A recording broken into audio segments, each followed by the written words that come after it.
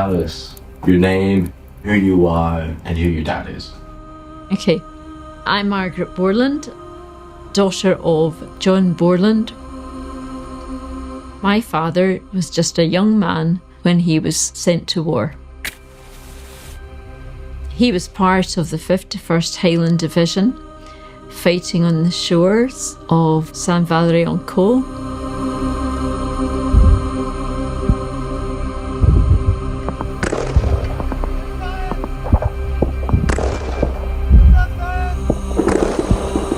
I was ordered by a sergeant to follow him to the lighthouse.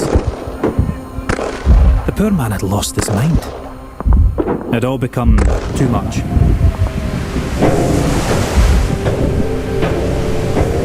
When we got to the top, he was shot. A bullet to the forehead. There was nothing I could do. I promised that if I got home safely, I would serve the Lord.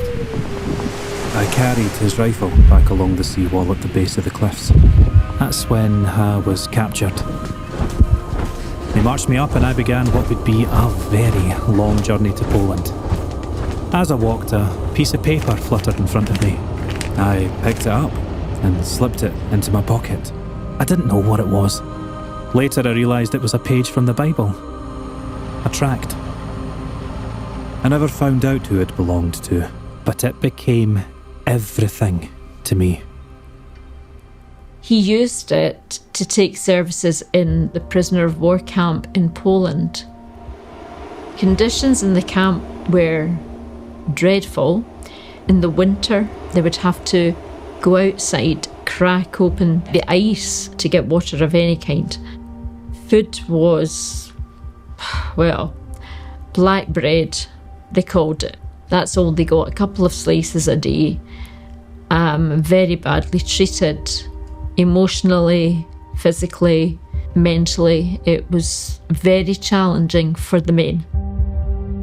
That single page became my Bible. For 5 years, it was all I had. Dad had a strong Christian faith before he found this piece of paper, but it kind of reinforced things for him. Being in a prisoner of war camp either made you or it would break you. He always said it made him. Not once did I doubt my faith. Not once. If anything, it grew stronger. That page of scripture, it was my window to the outside world. The beginning of 1945, the Russians were advancing and the Germans, of course, were frightened that the Russians would capture them. So everybody was told to get out of the camp, and they formed a very long line of soldiers marching. They didn't know where they were going, they just wanted to get as far away from the Russians as possible. Many of the soldiers just couldn't keep going and they would collapse and die. By April of that year, Dad had had enough. I didn't know the war would end soon, and I just knew I couldn't take it anymore. I waited, watched the guards. When the moment came, I rolled into a ditch and lay still. That night I slept in that ditch. The next morning I saw a church steeple. I thought there must be life there.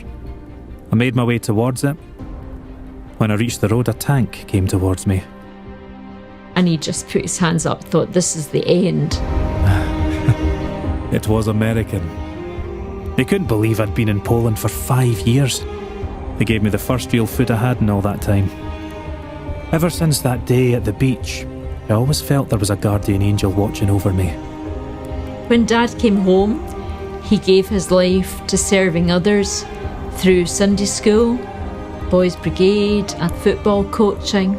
And he used to say to me, you never know the influence that you are having on young people. Even till up to the very last week or so of his life, every kind of opportunity he had, no matter how small or insignificant it appeared, he was witnessing. He firmly believed that there was a plan for his life, and always believed that God has a plan for you. I will never leave you nor forsake you, for I know the plans I have for you, declares the Lord. Plans to prosper you and not to harm you. Plans to give you hope and a future.